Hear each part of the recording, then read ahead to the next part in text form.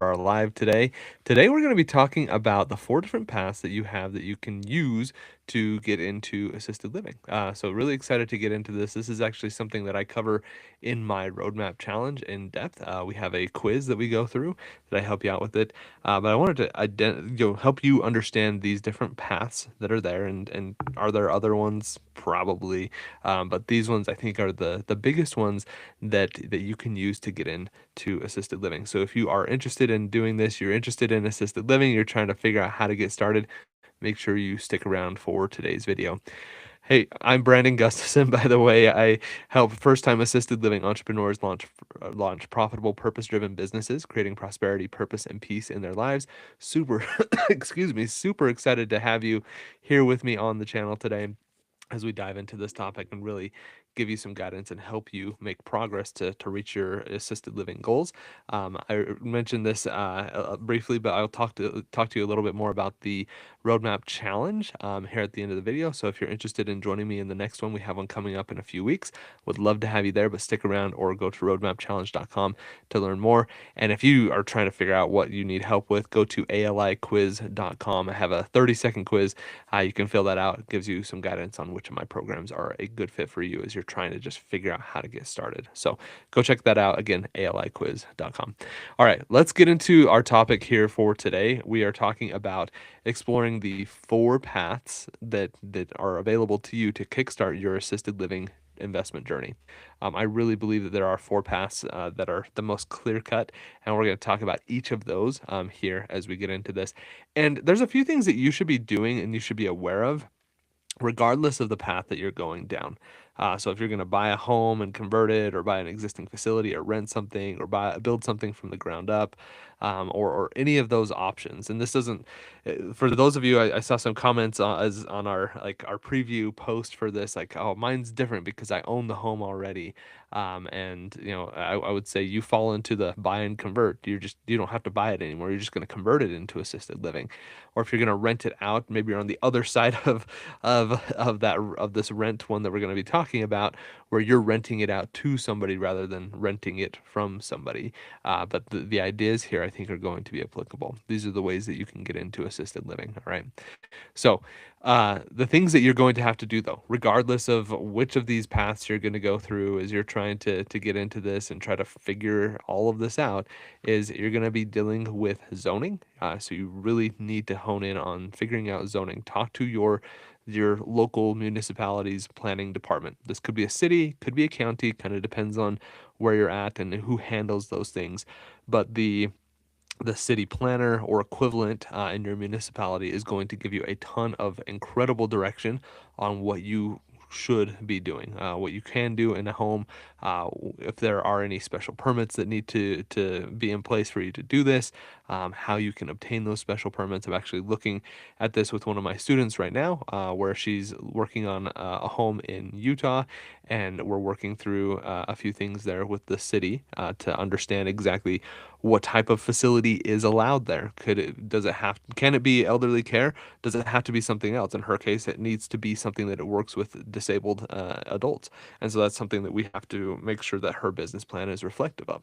And excuse me, make some adjustments there to make this work. So you just need to understand all of this, and this is going to happen as you are talking through the process with your local city planner or the equivalent in your state. The second person that you're going to be doing, that you need to be having conversations with, regardless of the path that you choose, is going to be the fire department. So you are going to need to have conversations with the fire department.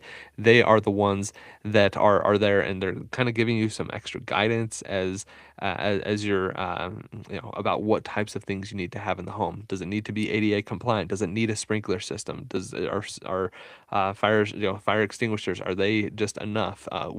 What do you really need? They will be able to tell you that, and they give you what is effectively a punch list of things that you need to do on the home to get it ready to go. Okay, so those two, regardless of the path that you're going to go down, you're going to need to have conversations with them and make sure that you are working through all of those conversations in a way that is going to allow you to reach your goals. Uh, there's varying levels of how much involvement they're going to have through the process, but those are two key people that you need to be going and chatting with. I actually talk about this a lot in my book, The Profitable Assisted Living Facility. Throw it up right there. Okay, let it focus. You can get that at thealibook.com. We'll have that linked below for you on YouTube, but I talk about that in there. There's sections in every single chapter about who you should be talking to. So go and get that. It will teach you and walk you through how to have these conversations with people around zoning. There's an entire chapter on zoning, an entire chapter on fire department. So make sure you go and read that book because it's going to help you out a ton, more than I can in this short video for you. All right, excuse me. Um, Apparently I've got a little chest thing going on right now.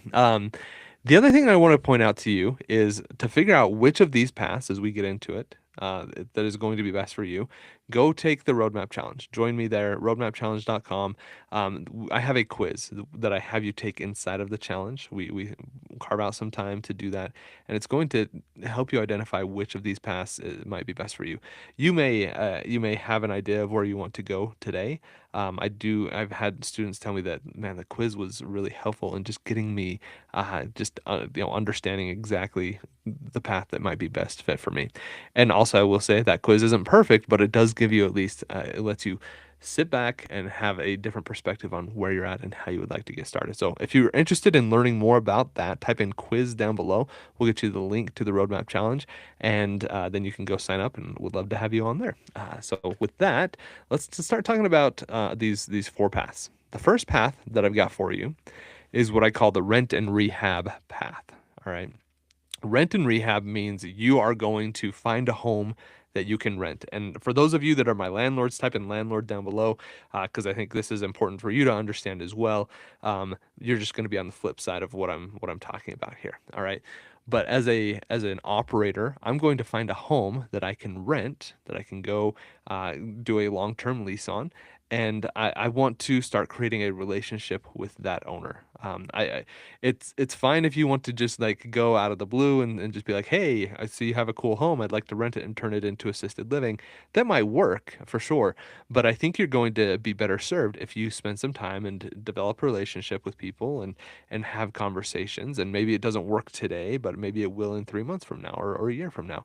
But the more you can develop relationships with people and demonstrate what you want to do, the more successful you're going to be when it comes to identifying a home that you can rent and turn into assisted living.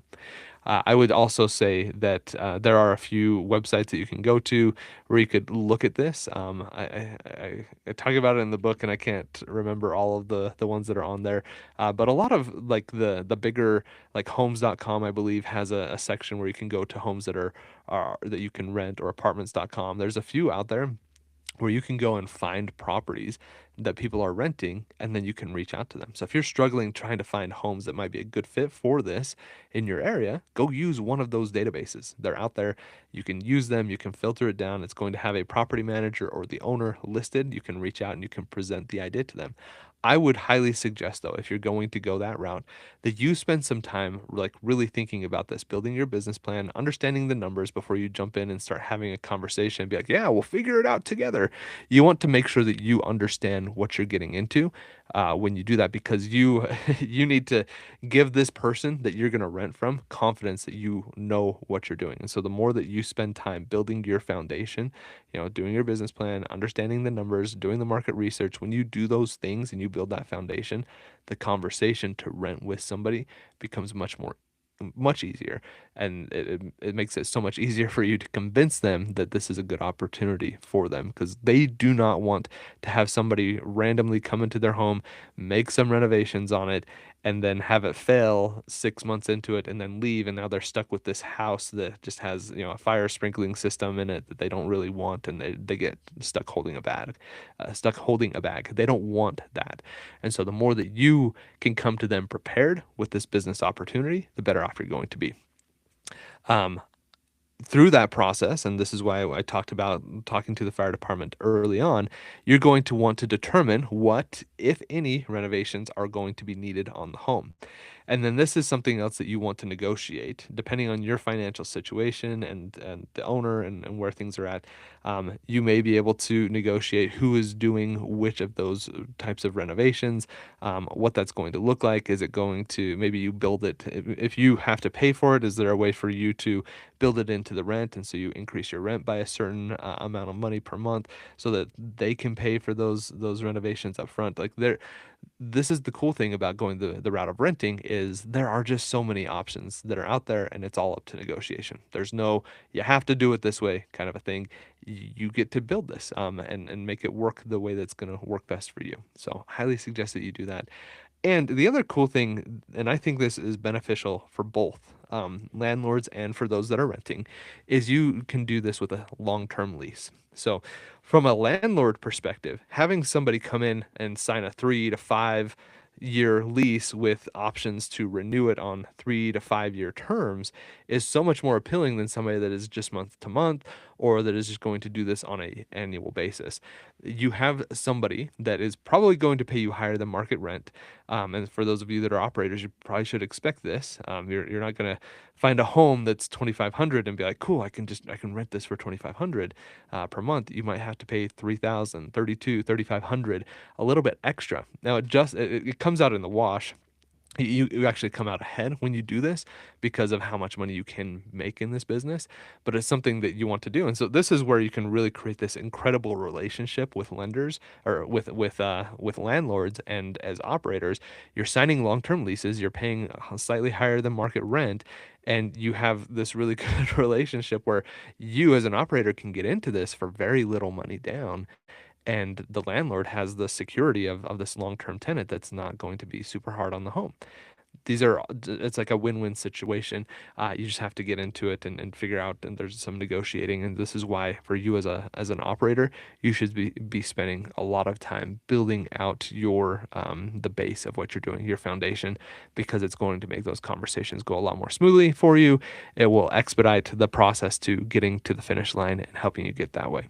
I know there's a lot of you out there that are interested in this kind of option. If that's you, type in rent down below, because I'm interested in how many of you are thinking this is the route that you want to go. Because for some people, you're strapped for cash. You're trying to figure out how to get into this, and this is a potential way to do it. And so I just want you to just like raise your hand. Yeah, if it's you, that's fine. It's totally fine. I just there's a few things you should be doing up front. Work on your foundation first. You'll be a lot more successful that way. Okay. Second option that I have for you is buying and renovating a home. So this is where you buy, or maybe you already own a home. I know I talked to a lot of people that already own multiple properties. You're like, I think I've got this perfect one. Excuse me, that is going to be great for assisted living, and I'm ready to go. And I'm going to tell you to also pump the brakes and spend some time and build your foundation. Maybe you don't need to worry too much about the business plan because it's more on you at this point. I think you should work on it because it helps you solidify these things in your mind. But the most important thing for you to do on phase one is going to be your underwriting. I was actually just talking to one of my clients in my success system program about this last night, and she's like, I'm scattered. I'm trying to figure out how to do this with the house and do this renovation piece. We need to find funding so we can do the renovation. What do we need to do with X, Y, Z? She just was going off, and I'm lost. What should I be focused on? And so I did a quick video for her, and I said, the thing that you need to be focused on right now is we need to determine 100% that this is going to work for you financially. So we need to determine how many of the rooms in the home can be used for assisted living, and of those rooms, how many of them can have multiple residents. So what's our maximum amount of residents we can have in this home without causing any other issues? And then once we figure that out, then let's go back to our underwriting. Let's determine what our total potential for income is. And then let's work our way back and look at the expenses. And then let's see if it's going to be profitable first. Like let's not get too far ahead of ourselves. Let's not get over our skis. Let's make sure that we are comfortable with all of this before we get started. So again, foundation first. You have got to do these things. It is so important for you to do them. Now, once you do this, now if you're getting into this, maybe you have the home existing or maybe you're going to buy one, but you need to find a single family home. I suggest getting as big a home as you can possibly get. And the more rooms, the better. We did a video on this a few weeks ago where I was talking about, house size and square footage and things like that. And I really don't think your square footage matters all that much. I honestly don't. You might be talking to other people and they're like, well, you have to have a certain amount of square footage in the home for it to work and yada, yada, yada. I don't think that that's the case. I think you need to have rooms that are big bedrooms. You need to have a lot of rooms. That's where you're going to be able to bring in more residents. It's going to result in more income for your business. That's the thing that you should focus on. So I don't care if it's a 4,000-foot home if it only has two bedrooms. It's not going to work for assisted living. You're going to have to do so many renovations in it. But if it's a 2,500 square foot home and it's got 6 or 7 bedrooms, like, yeah, this is probably a pretty good option for you. My home in Idaho, I think it's 3,200 square feet, maybe. It's between 2,900 and 3,200 square feet, but it has 10 bedrooms in it. It was built purposefully for assisted living. It's perfect for it. And so you want to find properties that are like that. Big properties. I recommend single level stairs. You can do them. My home in Colorado before we sold it was 4 stories. Ton of stairs. It was built in the 1890s, like not just stairs, but steep stairs. And we were able to do assisted living there. But what you do have to realize is it does limit your ability in bringing in new residents, because if you're going to bring in a new resident, they have to be able to do those stairs. So stairs are fine. Just recognize that you might run into some issues when it comes to stairs. All right. So find a single family home, large ranch style, very few stairs. That's what I would recommend to you. So if you've got that already in your portfolio, you're a person, you're a real estate investor, you're like, I got the perfect house. Go back and do your foundation. Run your numbers. Go to assistedlivinginvesting.net. Right there, top of the page. There's get my free underwriting calculator. You can use that and help you figure out if this is going to work for you or not. Okay. Then you're going to need to be talking to the fire department with zoning, and you need to figure out, again, what types of renovations are you going to need to do on your home, right? So you got to figure those things out, because that's going to determine how much extra money you might need to put in to renovate this home and get it ready for assisted living. Then, once you do all of, and then run your numbers again, make sure they work. And then once you do that, once you've completed your renovations, that's when you start going through the process of getting licensed. This is something one of my students in California, we just did a video on this a few weeks ago. This is something that she was talking about. She had finally gotten through everything that the fire department had told her. She finished the renovations. She's now submitted her application to obtain her facility license. And so this is big, right? But that's the process you've got to go through. You got to find the house, make sure the numbers work. Then you got to talk to the zoning and the fire department, and do the renovations. Again, check the numbers, make sure they work, and then you're going to get licensed, and then you can start bringing people in. This is the process of going into it. It's going to be a little bit more expensive than it is to buy or rent a home and rehab it and get it into the world of assisted living. But then you own the real estate. So this is the big benefit of doing that. I will say this option and the next option I'm going to talk about, which is buying an existing facility, when it comes to price and the amount of money down, it's actually going to be pretty similar. This is why I love the idea of buying an existing facility, which is my third option for you. You find a facility that is for sale. You can use tools like LoopNet or Crexi or BizBuySell, or what I highly recommend you do, and I talk about this in the book, is you find a broker. My broker was a guy named Charlie. And he was incredible. He was like he helped us out so much in finding properties and finding lenders and navigating the licensing process and having conversations with zoning. He had done this several times. He knew what he was getting into, and he became an advocate for us in helping us negotiate prices for facilities that we're looking on buying, and just helped us out through the process and made it a much more smooth experience. So what I would suggest you do is find a facility online, find something for sale, whether that's using a broker or doing it yourself and getting on these sites like LoopNet and Crexi and BizBuySell. And you might find that you can't find a facility for sale right now. That's totally fine. This is where a broker can also help you, because they have off-market properties. After being in this industry for a few years now, I have brokers that are starting to reach out to me and build relationships with me for when I'm ready to expand my portfolio, because they want people that want to do this. And so the more you get into this world, the more opportunities are going to come up to you. But you have got to get in, you got to put in the work, and you have to demonstrate that you know what you're doing, that you can be successful. And that is going to lead to a ton of opportunities down the line. Once you do this, if you found a property that is for sale, then you need to confirm that it is a licensed facility. Sometimes you're going to see these properties that are for sale that were formerly licensed, and that is going to be a lot more equivalent to buying and renovating a home, because there's no current license on it. The licensing process starts at the very beginning. Whereas if I buy an existing facility, I'm going through what is called a CHOW process, a change of ownership process. And it's basically transferring the license from one entity over to another entity. That's a simplified version of it.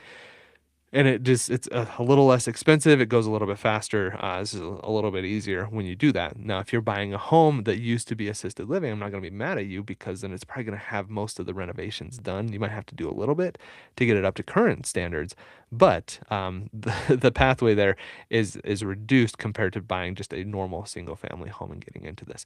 Regardless, though, you should be checking on licensing, making sure it is active, and if there are any surveys or anything like that that have happened on the facility, and what the reputation is there from that standpoint. And then also look if they have it. Look on things like Google and stuff like that to see if there's a website and any kind of a following, any kind of reviews or anything like that. You want to be paying attention to those things.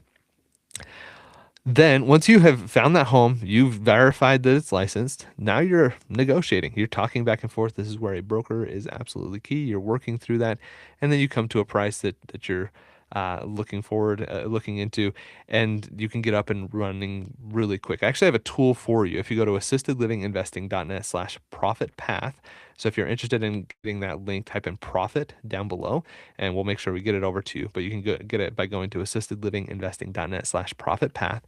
This will take you through a quick exercise that lets you see how quickly you can become profitable when you buy a home and you renovate it versus buying an existing facility.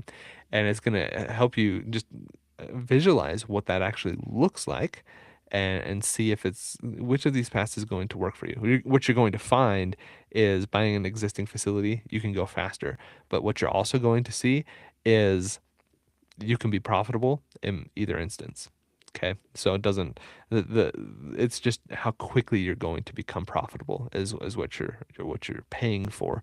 And it's probably a little bit more expensive when you buy an existing facility compared to buying a home and renovating it. But the down payment there is a small enough amount that you should be able to find somebody to help you out with that, or make it work through negotiating or adding in extra collateral or other things like that. There's probably a way for you to get into this. All right. So that was the third option, buying an existing facility. Number 4 is building from the ground up. This one is something that I have not done yet, but I am very interested in doing. I've actually have somebody that I've coached previously, and this is what they are looking to do in building something from the ground up. I think this is such an exciting thing. Now, it will take you more time. So what the process that you're going to go through when you are building something from the ground up is you need to, one, identify the land and the cost of the project. So go back, excuse me, do your foundation. Figure out, how much is this going to cost me to get into it? Does it make sense financially for me to do it? Can I find the land? How long is it going to take us to actually complete the project, which is a big thing that you got to do. Plan for that timeline to complete the project. How long is it going back to the profit path tool that we talked about? I don't have a thing built in there for you that's going to show you the timeline there, but this could take you 12 to 24 months to get something built from the ground up because of all the permits that you have to go through and everything. Um, I While I have not gone through the process of building from the ground up, I have done extensive renovations on one of my facilities. So I got very familiar with the process and what you need to do and who you need to talk to and the different types of plans and everything there. So this is something for you, those of you that are looking at doing this and you're looking for a coach. While I haven't built from the ground up, do have experience in this world of just like doing a bunch of renovations on a house. Like it was $1 million project, and I project managed it myself. So I know what I'm talking about. I know what I'm doing with it, and can definitely help you out as you're trying to get into that. Okay. So if you're but those are things that you want to be really looking at. And the other cool thing about building from the ground up, and this is why people will want to do it and why I eventually want to do this myself one day, is you get something that is perfectly custom to what you want and what you need. And that is something that is so, so valuable. So you are paying for it. It is more expensive and it's going to take longer than any of the other options. But if you're okay with that, I think this is an incredible option, and I think it can pay for itself, because this is where, we're talking last week we talked about $8,000 rates and 10,000. I had somebody that was looking at my programs a few months ago who was thinking to do $15,000 rates, monthly rates for their facility. And a lot of that comes back to just where you're at, where you're located geographically, and can the market hold that, but also making sure you have a property that is going to cater to that clientele. I could not charge $15,000 rates in my facility in Idaho. Like there's no way. The people they're not going to pay for it just based off of geographic location of where our facility is. But if I went over to a different area, I'm trying to think of a specific area, but I can't think of one off the top of my head. But if I went over to another area that the demographic was a little bit better, I think there are people, even in Idaho, that would pay that amount of money for that type of service. And so you just need to really spend some time doing your market research, understanding your market, what they can and can't pay for, and if they would be willing to pay a premium for something that is incredible, custom built, and they're going to have a wonderful experience there as they live out their golden years, as they get into uh, to a point where they will eventually pass away. Um, I think building from the ground up is super exciting. Again, I would love to do it one day. It's something that's on my bucket list, and we'll eventually get there. But I think it's a great option for you. All right. And I mentioned this at the start of the video. These are the four paths that I see for you to get into assisted living. Which of those four resonates with you? Type it down below. Is it renting? Is it buying and renovating? Is it buying an existing? Or is it building from the ground up? So type in rent. If it's buying and renovating, type in renovate. If it's buying an existing, type in existing. And if it is building from the ground up, type in build down below. Tell me, which of those things are you most interested in getting into? And like I mentioned, in the Roadmap Challenge, we actually talk about this. And I have a quiz for you that kind of helps you identify which of these options might be the best for you. It's a four question quiz. It's pretty quick. It's one of the modules that we go into for the Roadmap Challenge. But I would love to see you in that challenge. It is designed specifically to helping you build a roadmap so you know exactly what you should be doing, so you can move forward with clarity and confidence and know if assisted living is going to be right for you. So I'd love to see you in there. Roadmapchallenge.com. Go check it out. Our next one is coming up here in a couple of weeks, and I do them regularly throughout the year. But they're a live coaching experience. It's something that we're in there. If you get a VIP ticket, you can ask me whatever questions you have, and we can really make some progress towards helping you move forward with clarity and confidence to launching your assisted living business. And then I want to remind you as well, get the book. If the challenge just doesn't fit for you, it's too expensive, you can't make it live for whatever reason, go grab the book. TheALIbook.com has everything in my brain put into a book and will help you out a ton. There's so much information in there. Now, I did see, I had a couple comments here, so I'm going to look through those really quick here and see if I've got anything that I can answer for people. Victor, hey, Coach Brandon, I have a weird random question. Usually people gatekeep things like this because they don't want their space oversaturated. What went into your decision to spread the wealth? I love it, man, and become an educator in the space. Thank you, Victor. I appreciate the question there. I truly believe that this is like a strongly held belief of mine, that if I give to people, I'm not going to hold back. Comes from one of my coaches, actually. I learned this from him. His name is Graham Cochran. He teaches people how to coach. And so I've been working with him really in depth since July, but I've been following him for years.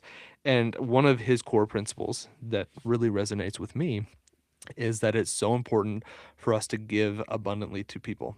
I honestly if you followed all of the things that I teach, and I have had people that do this, if you follow all of the things that I teach you to do on YouTube, you can be successful. You can launch your assisted living business. I teach you how to do all of the things. I want you to be successful. I love coaching and teaching, and whether that's here for free on YouTube or other social media platforms or wherever it is, um, I, I love doing it. It gives me really good energy.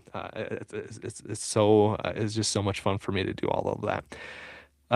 And I believe that I can do that. And the other thing is that I truly believe that when I do that for people like you, that it builds trust. That you are like, man, if he's doing this for his free stuff, then what must the paid stuff look like, right? That's another thing for me is I believe that my paid stuff it really condenses everything that I teach about on YouTube and everything in all my videos that you could use for free and launch your assisted living business and be successful.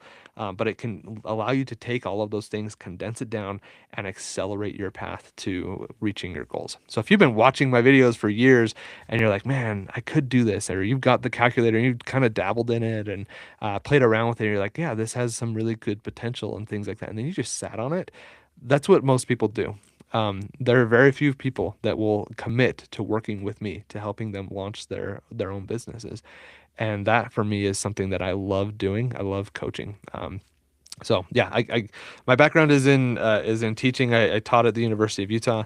I got to a point where I was an adjunct professor, and you get paid nothing to do that, and like not even enough to get to pay for gas to get up to the university to teach. And I couldn't justify it anymore. And when I started doing this business, when I started my own facilities, I got in. And I was like, I could teach people how to do this. So that's when I started YouTube, and I figured if you watch some of my earlier videos, I tell you basically I'm not going to hold back. Now, I didn't have any intent at that point in coaching, so you might see something in one of those videos where I talk about I'll never, uh, this is all going to be free information or whatever. I have learned that for people to really be successful and to achieve their goals, that it's going to help you out if you pay for that service.